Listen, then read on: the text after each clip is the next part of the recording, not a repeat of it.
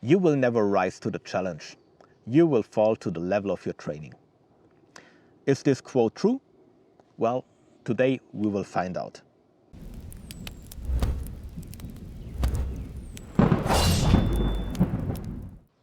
Hey guys, welcome to the High Ground. My name is Fabio, and today we'll be talking about training, preparation, game time players, and the connected mindset.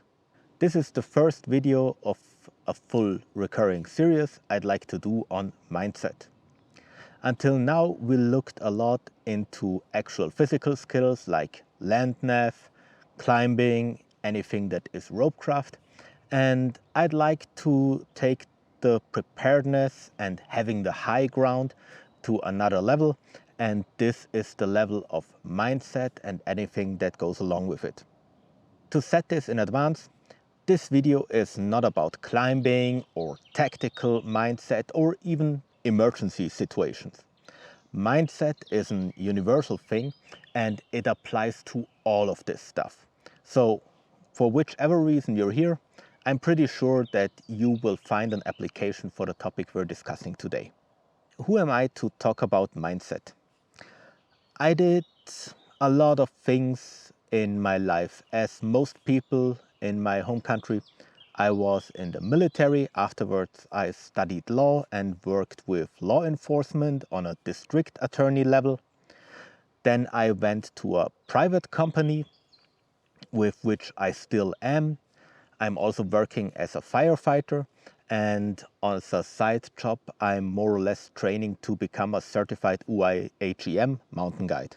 So I have a bit of experience with critical situations, may it be in an urban environment or may it be outside or outdoors in the mountains. And this is why I think I can at least speak a little bit to training, real life, and anything that goes along with the mindset. Now, the saying goes, you don't rise to the occasion or to the challenge, but you fall to the level of your training. And I'd like to make one very important distinction before we continue with this topic. There is training and there is preparation. So preparation for me is related to having your gear on point, to being in peak physical conditions before you go into a real situation, using all available intel. So preparation is not training, and training can be a part of preparation, but preparation goes a little bit further into how you actually go into a situation, into a real life situation. In my opinion, there is no excuse for not being prepared. You have to have done anything that is possible to you to go into any situation as prepared as possible. May that be for climbers, that you have all your crampons sharpened before you start into a difficult climb. For fire departments, of course, check your radios, check your gear, and in a tactical situation or even for home defense, make sure that your weapons are in prime conditions, that your ammunition is still good. So this is all preparation. And I don't think that we have to talk about this anymore. As said, no excuses in this regard. Now, training is different from this. Training for me is simulating a real life situation, but with lower consequences. You can of course train a full complex situation, but you can also only train certain aspects of a situation. Typical examples of training are, for example, climbing in a sports crag where you can fall without dying. I mean, you usually don't want to fall on a serious route in the high mountains, but if you're on a crag and you're sport climbing, that's no issue at all. Training for self-defense can be rolling BJJ with your friends. You will most likely not get injured when you train with your friends. If you're really in a hand-to-hand fight with a home intruder, you might very well get injured. But it can also be training on a shooting range for all tactical maneuvers, changing mags, engaging different targets, etc. That is training as well. And also for my friends from the fire department, how we enter into a room, right? Even already clearing the threshold into a room, who opens the door if you're there with your buddy. That's also something that you can train isolated from actually running into a fake mock-up burning building. What all these situations, all these training situations have in common is that you somehow know that you are not actually doing the real deal. It is possible to put a lot of stress on people, even in training. That's even important because you can stress inoculate them so that they get less sensitive to stress. But there is always, or almost always, the knowledge somewhere that this is not a real situation, that you will likely not get harmed. And now I know there are stories from SEER school in, I think, the US Army, where people actually believed that they are in a POW camp. I mean, those are extreme circumstances. Most of us, when we train, we know that we are training.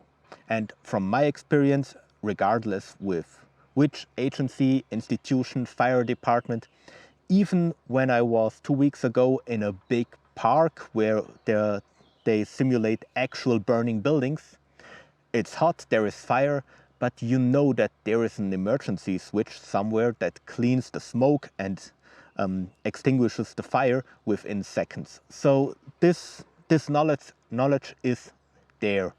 And I think it's very hard to really get into a this is real life mindset if you're in training. Although, of course, you should train as if it would be real life. But for example, in Jiu-Jitsu, if you roll with every partner as if it would be an actual physical altercation, I believe that you won't have partners for long and you're not rolling for a long time. So it's hard to really work on your technique if you're going always all in with every roll, right? So I think we can take that one as a given. Now, taking everything we just said, that there is a unique demand on you if you're in the actual critical situation compared to a training situation, then why not just say, hey, let me train much harder than I actually need to climb in a real life situation. Let me be much better in training than in the real life situation. And actually, I mean, for certain things, this is done. For example, if you intend to climb the Peterey Ridge, which has, I think, the most difficult part is 6C, you should be able to climb 7A or 7B climbing grades, right? If you want to go into an exam where you have to play guitar, then you should be very well able to play any song forward, backward, with closed eyes, with different speeds, and that's a good thing. But it is only applicable to singular or isolated aspects. Beyond those singular aspects, it's not possible to train actually in a harder environment than the real life situation, in an environment that has more demands than the real life situation. Because what do you want to do? Do you want to go in a kill house and be on an actual two-way range with people shooting at you? And if you expect to have 5 people in a target, then have 10 people that play force on force with you, I mean, that's not a valuable option, right? And the same is true for example, the fire department. Yeah, of course, we can practice extinguishing a fire in a high riser, right? That's possible. But we can't get a skyscraper just because we have 15-story buildings here. I mean, that's just not possible.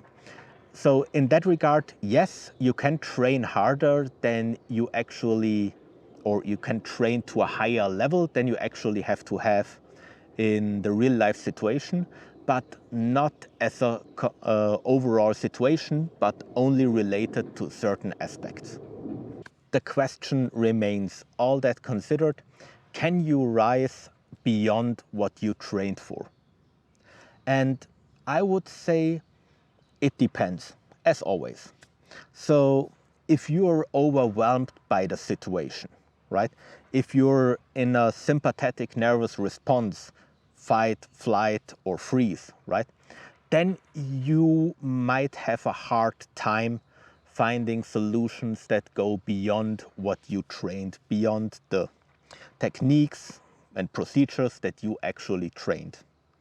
But I also believe, and I have examples for it, that there is a sweet spot where real life is harder than training, but you can still stay cool, calm, and collected and get through that situation, even though it demands much more than you trained for. I'll give you some examples. One personal example of mine is that a friend of mine and we climbed a quite hardish route. It was rated ED plus in the Swiss Alps. And generally, I'm not training a lot for free climbing. So free climbing means, in this regard, free solo without any protection in there. But due to changes in the route, because of rockfall, there was no possibility to actually put in any protection. And in training, I would never had gone ahead and climbed, I think it was M4, M4 plus, for 30 meters without the proper protection. Well, I had to do it there because there was no other options. We couldn't go back down. You can't upside over that route. You have to top out. Well, and I did it.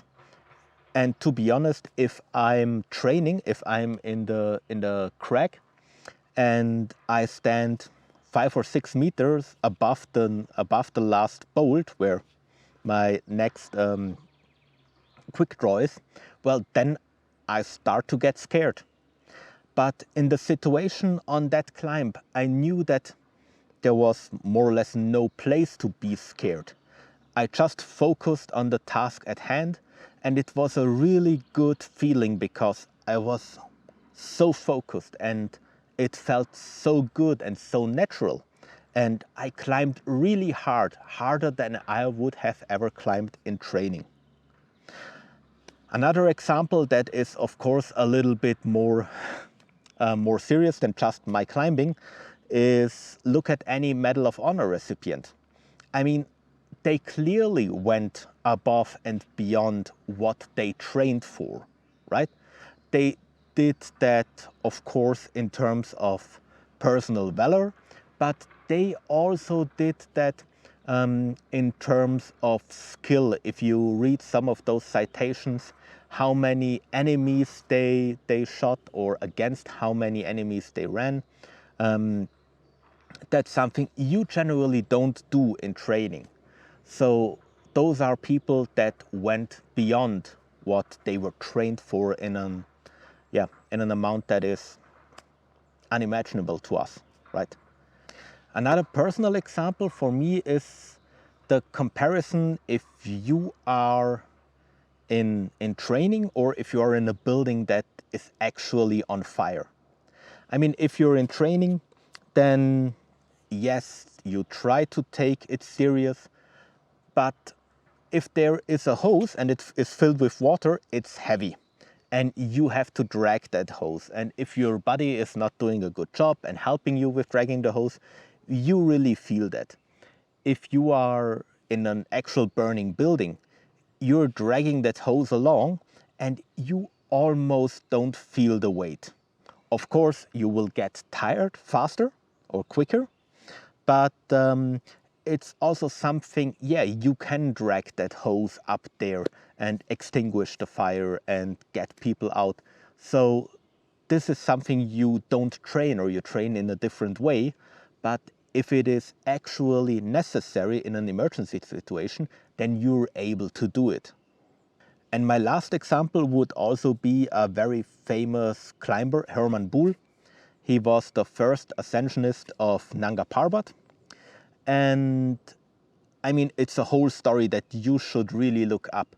But if you look what he did surviving in the death zone, right, where you wouldn't be able to survive according to modern medicine, and all the stuff, his solo ascent of Nanga Parbat, that's not something that you can train. I mean, he trained in the Austrian and German mountains.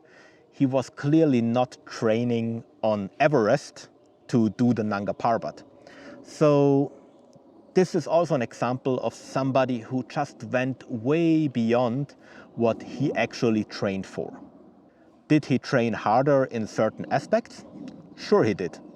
But as a whole situation, the first ascent of Nanga Parbat, you can't train that, and you can't train as hard. So with all those examples, they're all examples of situations where people go far beyond the training. So it's not always that you fall to the level of your training. In that regard, well, we could say the saying is clearly wrong. Now, why this saying then?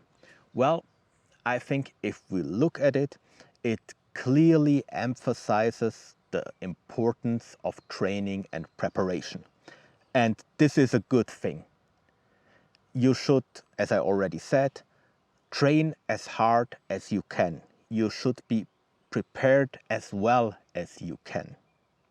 And the saying also cautions us against a lot of people that tell themselves, hey, I am a game time player. Because that's in most of the cases not true. You can get a certain percentage of additional strength or maybe even skill in an emergency situation if it is really necessary, but you won't get 50% more. So if you look at all the game time player, let's for example say with self-defense. Who doesn't know people who say, yeah, if somebody touches me, I will just go berserk. I mean, those are the people that get choked out on the mats by an average jiu-jitsu player within 15 seconds, if it takes him long, right? So that's just not a thing, and we should stay away as far as we can from considering ourselves game time players, but we should always try to be as trained and as well prepared as possible. Let me tie that back to mindset. As said, you should train as hard as possible, and you should prepare as well as possible. But don't let the fact that you didn't train a situation in advance keep you from winning in the actual situation. So, you will never outperform your own self-image. That's a Mark Twain quote. And if you say that you always fall to the level of your training, the training is always the known, the situation you anticipated, and therefore you recreated it for training. If you really believe that this is the only thing you can do, you will fail when you face the unknown. And facing the unknown, improvising, reaching beyond what we know is one of the things that is essential for any type of excellence in, I think, anything you do in life. And this is why I don't want you to have this self-limiting mindset that you really only can do what you trained for. You should believe that because of your training and of your meticulous preparation, you will be able to perform far beyond what you actually trained for if need be. And this is my core message today. Yes, the saying is true in that it points to a certain necessity of preparation, and it speaks against game time players. but never let the fact that you didn't train something keep you from winning in an unknown situation. That's it for today. If you found any value in this video, please give it a thumbs up, follow the channel. I found this quote to be a really good quote, but there are things that we have to discuss about it or had to discuss about it. I appreciate that you took the time watching this video, and like, comment, subscribe, and I'll see you next time.